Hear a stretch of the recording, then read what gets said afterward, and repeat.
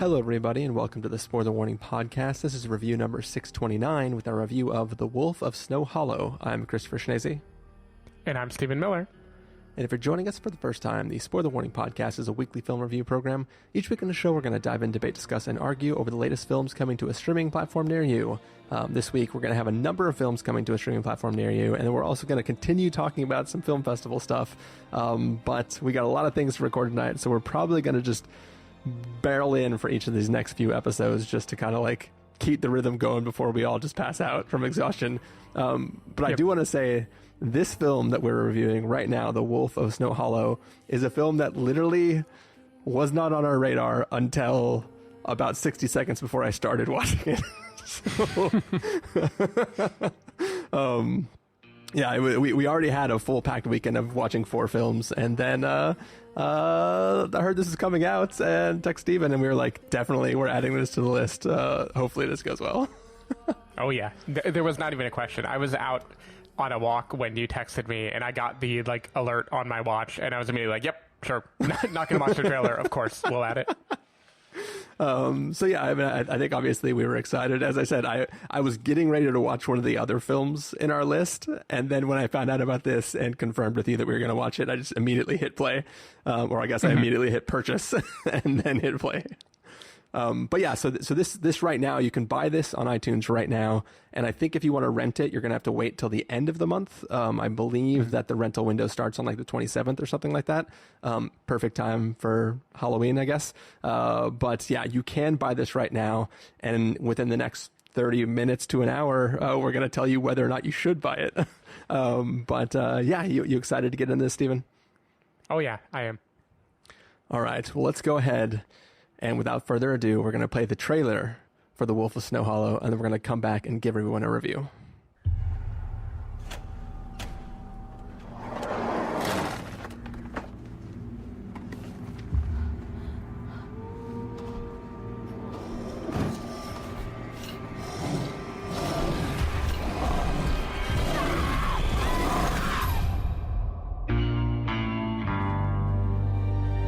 I'm John, I'm an alcoholic. I've been in the program now for 6 years, sober for 3. This is scary. It's new. I never saw a body like that. There's gonna be a lot of late nights and overtime because of the brutal murder that happened in town, and I didn't want to set up expectations that I can't keep. Our expectations of you are very low. Spans of the bites are gigantic, same as the distance of the paw prints. It's a wolf. Or maybe it's a werewolf. No, let me just make this perfectly clear. There is no such thing as werewolves. Our killer is a guy, and I'm gonna find him, and I'm gonna kill... And we're gonna bring him to justice. We have every reason to believe that this monster will show up again tonight.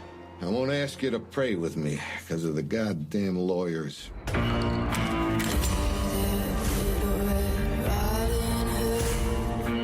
Where were you?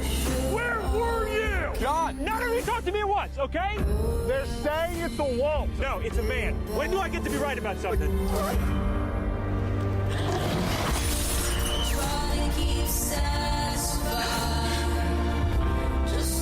your job! Do your job! I am begging you!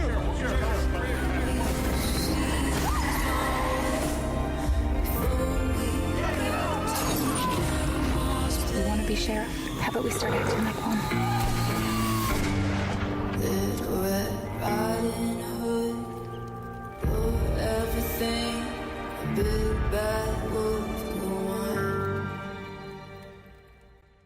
All right, so that was the trailer for The Wolf of Snow Hollow. It is basically about this little town called Snow Hollow, I guess.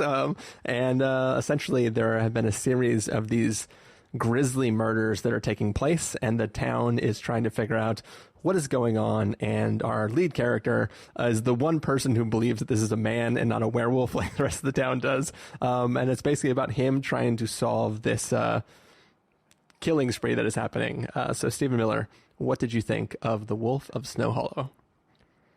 So I looked up absolutely nothing about this movie before watching it. I vaguely remember Jim Cummings tweeting a photo a couple months ago of like a puddle of blood in snow saying like sneak preview of my next project, and I couldn't tell if it was a joke or not. But yeah, you and I both loved Thunder Road. I loved the short, and then I watched the movie, and then I kind of offhandedly told you to watch it, and it wound up being one of your favorites of the year. So like, the moment I knew he was making another movie, I was definitely in, and I had a blast with this movie. I thought this movie was great, and I think the trailer is a little misleading in a clever way. Like the trailer, at least that I just heard, makes it sound like this is going to be a actual kind of drama / mystery about the events that are happening from the wolf in Snow Hollow. And what is true about the movie is it is extremely quick and extremely funny. Like the pacing of this movie is just perfect. It is like absolutely perfect. It's like Jim Cummings took the style that he had in Thunder Road, the long takes, the monologues, the things about the characters that he plays that make them so lovable, and he kept that in, but he found a way to put it in an incredibly quickly edited film. And I think it's just like wonderful. The combination is wonderful. The physical comedy in this movie is so good. Like there's a scene where someone passes out on an open stove door or open oven door. It was the best thing I've ever seen. It's amazing. It is so, it's like Jim Carrey energy. Like it's crazy. And yeah, I thought it was hilarious. It is a good send up of a genre while also being a fun entry into the genre, which I know is a thing that we both appreciate. Yeah. I think the dialogue is just great. There were so many lines that I loved in this movie, like little things like, do we have to do this at Bonanza's? Or I liked every time there was like a montage where violence or horror would be happening, and then it would be cross-cutting with the aftermath of it, and Jim Cummings' character progressively getting more and more angry and unstable as things go along. It was just so good, even when it is like it steers you into, at least for me, one or two false conclusions about where the movie is going to go, and I think it knows very intentionally what you are thinking, and it plays with that a lot in a way that I just found like incredibly clever and endearing, and it was just well done. Like it feels like a real movie. It didn't feel like a low budget movie to me. I feel like it's just shot very well. It feels very professional. The effects that are less professional have explanations behind them. I just right out of the gate, like one of the first scenes in this movie ends with a reflection of blood in a paw print with the moon reflected in it, and I was just like, oh, this movie's great. This movie knows exactly what it wants to do. And yeah, I thought of, as a comparison, Blow the Man Down, which was another movie that I thought the style, the pace of it was just perfect, and it is telling a dark story in a way that is just very fun. But where Blow the Man Down was kind of like Coen energy, this I feel like is Jim Carrey energy. This is like just mad dash slapstick wonderfulness. I loved it. I thought it was great. Yeah. I mean, like you already mentioned, my first introduction to Jim Cummings was with Thunder Road, and you just basically like threw out there, you're like, hey, by the way, I'm watching this weekend. If you will watch it too, we can do a review or something. Or maybe it was, did it come out around the time we were already doing our recap? Or it came out a little earlier, but okay. Yeah, it was around. It was when we recorded like 7 episodes in one night or something. Yeah. When we were binging them in preparation for the award season. Yeah. But it was one of those things where like, it wasn't a whim for you, but for me, it was a whim because I wasn't really familiar with anything that he had done before. And that movie just blew me away, and I loved every second of it.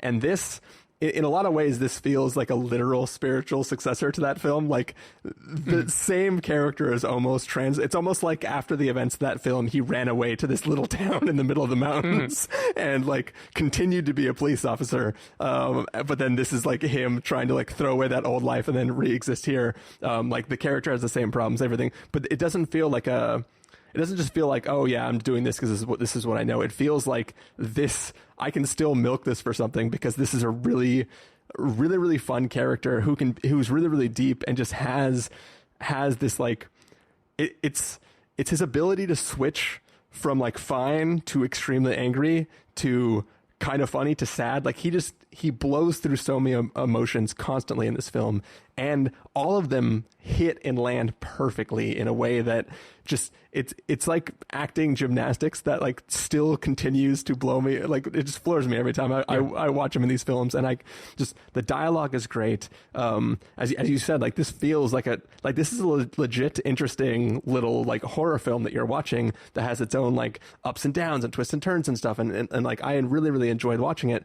But the other thing that he is brilliant at is that there is so much emotionally heavy, really, really deep scenes that are happening in this film. Like, this is a film about a guy who is just trying to deal with a fucking werewolf in his town and trying to figure out what the hell's going on. But at the same time, it's dealing with like father-son relationships and like what it means to like be towards retirement and like in a dangerous job that like is a lot of work there, what it means to be a father to like a daughter and then having like an estranged relationship.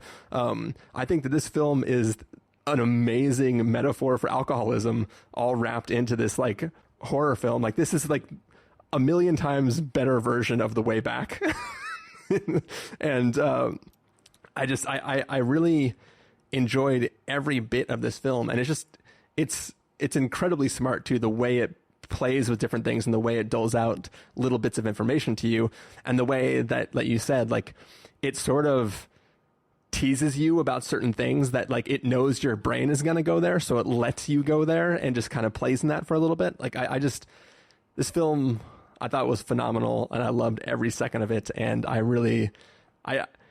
if this was not on anybody else's radar, they should definitely check it out. Yeah, definitely. And speaking of, so you mentioned the alcoholism is a big metaphor in this movie, and one of the reasons I think the movie knows exactly where your head is at, like where people who watch a lot of movies are going to think it will take you. Yeah. And it plays with that in a really interesting way without losing the emotional core. Like, I will say this movie does not have the same kind of emotional core that Thunder Road did. Like, Thunder Road, I was in tears at the end, even though I also thought it was hilarious. Like, Thunder Road was both of those. This is much more like, this is just a fun movie, but it is backed up with a lot of stuff that I think makes it great. One thing that I think inadvertently added emotion to it is his dad, played by Robert Forster. Like, Robert Forster passed away last year. Like, he must have died. This must be his last film role. And like, he must have died very shortly after filming it. And the movie is like also about his mortality and his son coming to grips with that fact in a way that was like, it has to, you know, no one can plan for something like that, but it just added a level of emotional resonance that, like, I love, there's a line early in the movie where he's like, oh, I feel like I'm having a heart attack. And his son's like now? And he's like, no, since around like August. Like, I found it kind of cathartic to hear an actor that was mourned relatively recently, like making light of the aging process. I thought that was, that was well done. There's a lot of actually very dark humor in this movie that I think goes well. Like, for instance, the fact that this is a movie about a police officer, you know, in 2020, there are a lot of ways that could go and be interpreted. And this movie, kind of like Thunder Road, but I think even more directly, it steers into the, like, no, this guy should not be a police officer, and we are going to comment specifically on the violent reaction police officers have when they feel under pressure in a way that is, you know, detrimental to society. This movie, like, is just so confident in the way that it goes about doing that. I didn't have a moment of ickiness or anything watching it. Going back to physical comedy too, there was a little touch that I loved is when he's starting to come apart at the seams and he's getting more and more frustrated. There's a scene where he is taking a testimony of a witness, and she plays a voicemail on her phone, and he, like, when he's done, he grabs the phone and he wraps the wire with the same hand that is holding a cup of coffee. Coffee is just like splashing everywhere, and then he just storms out. But it's not just that. I'm just really impressed with Jim Cummings. He starts walking away from the wall too, and just rips all the shit out of the wall as he's going. It is pretty amazing, and just his ability to play that so deadpan and like, this is not even a joke. This is just me for reals. This is the way it goes. I found he's pretty amazing. Like, I'm so excited for the next project. I will say, and this is kind of an anti-spoiler of sorts, but if you think you will predict where this movie goes, don't try, because you won't. Like, they're not going to give you what you need to predict it, so just, like, enjoy it for what it is. Do you want to have a small spoiler segment at the end? Sure. Okay, because there are definitely some things that I'd like to talk about, but, like, yeah, I can't even make the comments I want to make because they would be spoilers. But before we get to that, though, I'm still going to push back a little bit on so, like, while this film is incredibly funny and I found myself, like, giggling constantly during the film, I do think those emotional beats are there. Like, there is like, I already joked that this is, like, a way better version of The Way Back. Like, I've talked about in this podcast,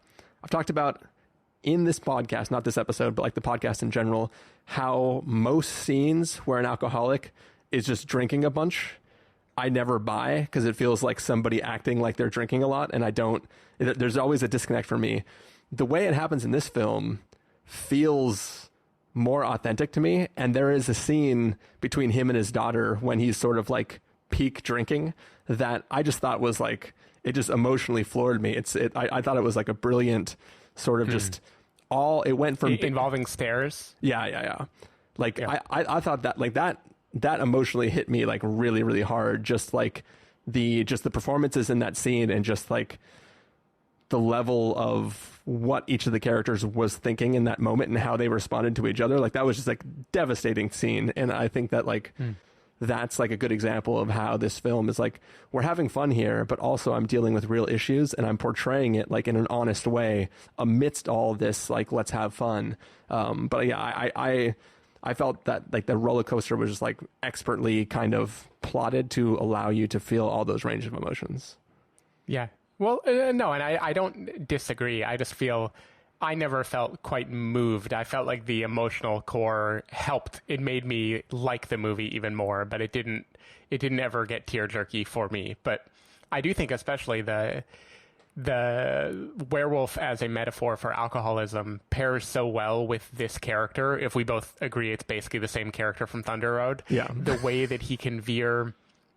He doesn't just veer into hysteria, but it's that he does it while also being very Southern boy polite, you know, and the combination of the two, it's like a Jekyll and Hyde type thing where there's the impulse to rein it in and, like, undercut what he just said with some kind of polite statement, but then he's going just off the rails at the same time. I think that all works really, really well. And I think something about Jim Cummings is that this is such a particular lived-in character that the details of his alcoholism, I believe, like, it isn't just that he drinks, you know, like a character would normally drink by, you would see them pouring, like, a big thing of whiskey or whatever, or guzzling vodka or something. He has a few beers that are, like, tucked away in an upper cabinet in his kitchen, and it just feels like that is his demon. That's the little, like, shameful thing that he hid. Like, there's something so, like, humble about him, even as he's going off the rails, that I believe it even more, because he seems like a character that thinks he wants to do the right thing. Yeah. And that is definitely more heartbreaking than if he were just a comic relief character. For sure. So pre-spoilers, is there anything left that you would like to say? No, I think I'm good.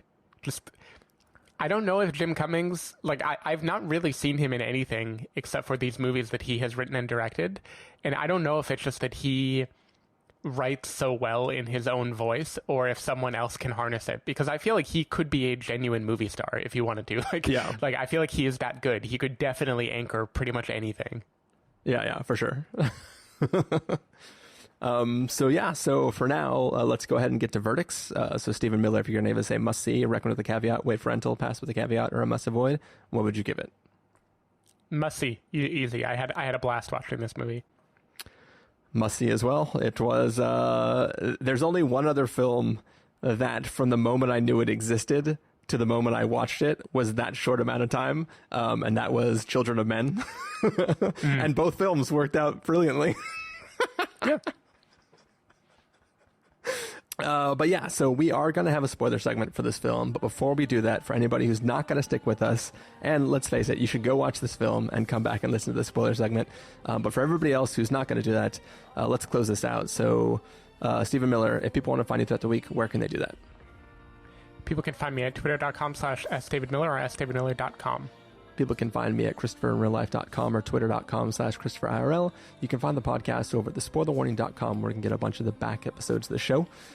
If you want to subscribe to the show, you can do so on Overcast, Stitcher, Apple Podcasts, or wherever podcasts are found. If you want to know when the episodes go live, you can follow us at Twitter.com/SpoilerWarning, Facebook.com/TheSpoilerWarning, or Instagram.com/TheSpoilerWarning. If you want to get a hold of us directly, you can send an email to fans@thespoilerwarning.com, or you can use the contact form on our site. Music for this episode will come from the soundtrack to The Wolf of Snow Hollow, so hopefully you're enjoying that. And yeah, as we said, we're going to have a spoiler segment to talk kind of about some of the ebbs and flows of this film. Yeah, for everyone else, we'll see you later. For everybody who's going to stick with us, the music's going to fade up, and when that music fades out, we'll be in full-blown spoiler territory. So watch out, or you might get attacked by a werewolf. That's not my job. Your job is to attack them like a werewolf.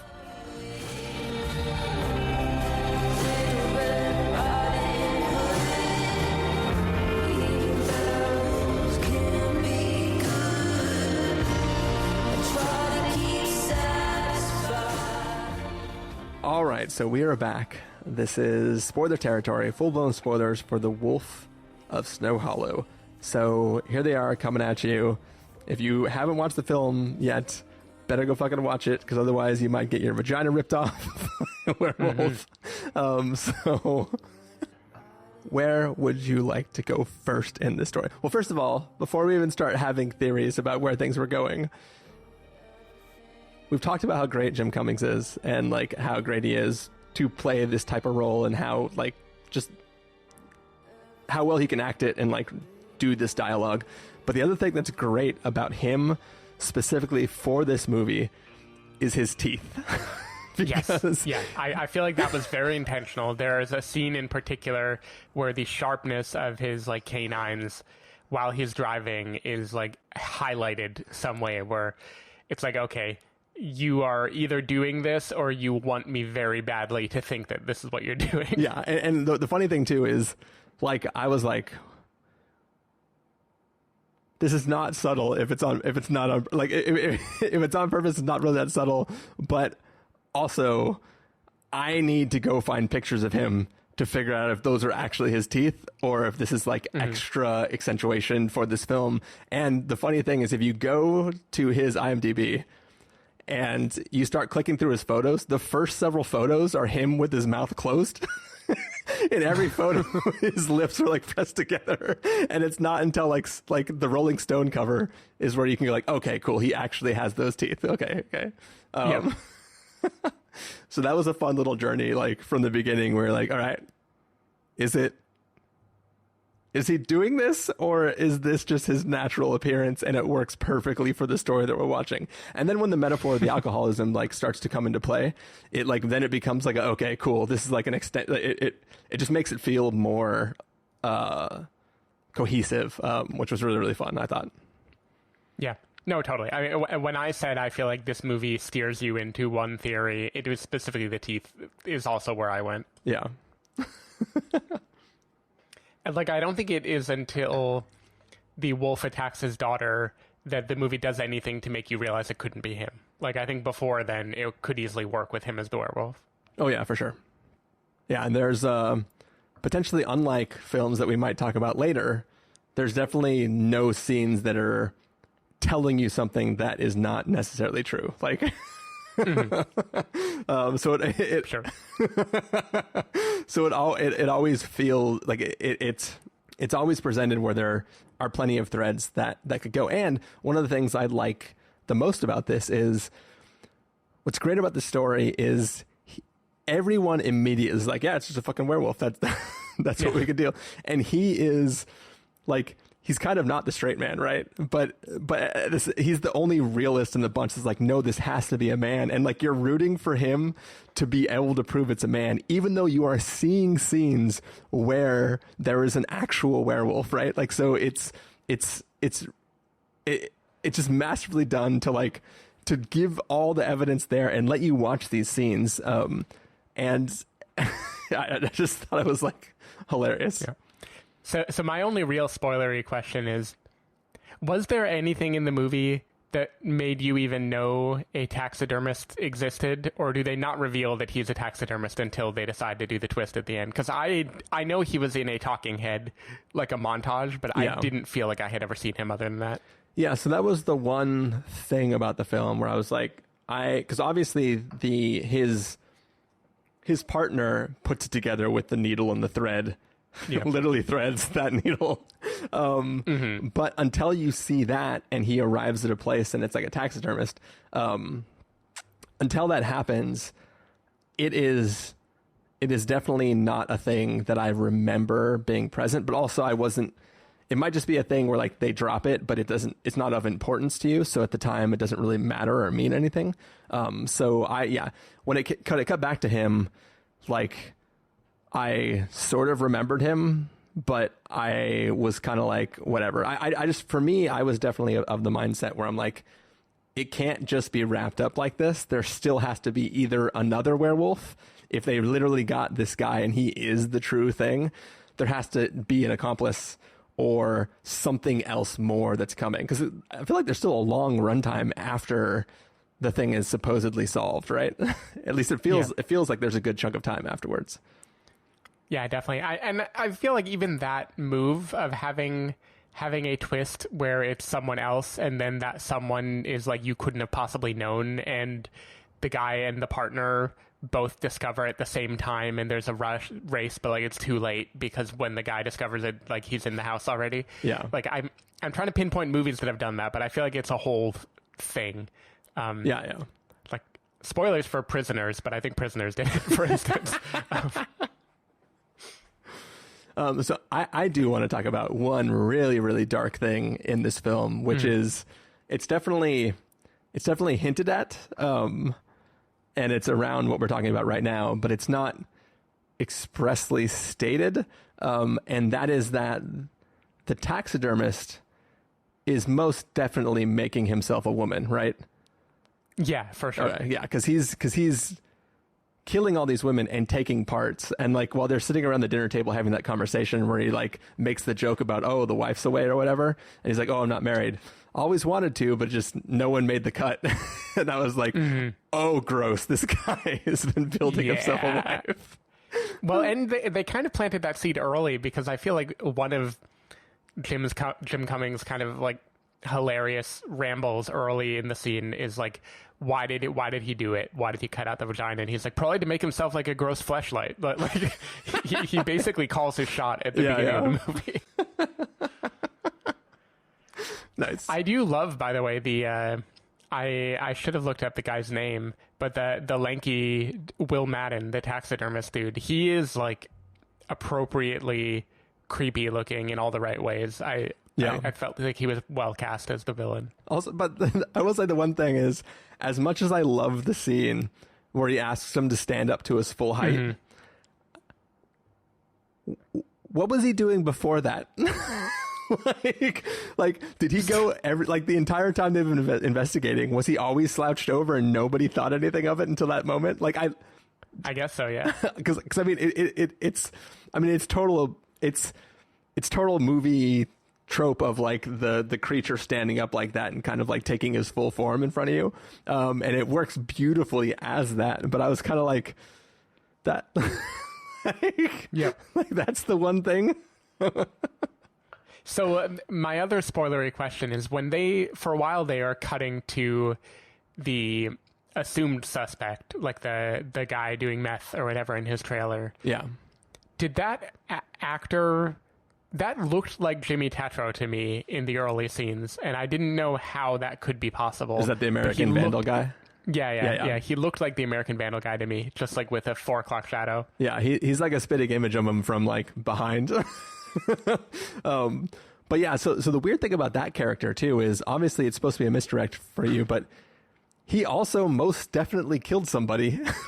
So like when they find him having OD'd, but they think it's because he injected himself with a silver needle, which would have been the end to any werewolf, which is a brilliant fucking joke. Like when he's reading all the... I didn't even catch that. Yeah. Like he was like, yeah, we found him. And he's like, and I mean, everyone knows needles, some needles are made of silver or something like that. Like brilliant joke. But it seems like they like once there's more stuff to think about, like this is another murderer guy. He also did a murder. It seems very strange that like we forget about the fact that there was somebody else who was just murdering people, because they're like, yeah, we found a body on his property and he was, silver needle sticking out of his arm. And it's just weird that like once they find out that there's a real killer who has been doing these crimes, they don't go back and go like, wait, shit, what was the other guy doing? Did you think of the other killer? I didn't know. No, it actually didn't occur to me that he was probably committing other murders. I mean, this is Utah. I guess like nobody solves murders for real. But yeah, I mean, the last thing I guess to talk about is just the fact that we've been watching an actual werewolf go around killing people, and then when we find out that it's actually a man, it's kind of like, what? But then you see him donning the werewolf costume that he's taxidermied together. I guess that's the verb form of whatever they do. And I thought that was very, I mean, it's kind of a little Scooby-Doo, but it was, I thought it fit perfectly tonally for this film. Yeah, I didn't go back and check the kind of roaring sounds that the creature makes to know how he would make that sound. I let the movie have that. Yeah, but also the everything that we've watched because you talked about this a little bit during the main review, but the pace of this film and the way it's interacted, we never see just a flat out prolonged scene with the killing. It's always being intercut with either the aftermath or other conversations somewhere else or something related to the people who are currently being murdered. So like those sounds, even if they are more animalistic than what a human can make, we are hearing what the person being killed would perceive in the moment they're being killed, right? So it still fits, I think, like because those scenes are really, we're seeing their POV. And if somebody in a big suit, even if that suit looked really fake, right? If just suddenly there was a thing in the dark who was running after you, you would see it as real as you needed to see it in that moment.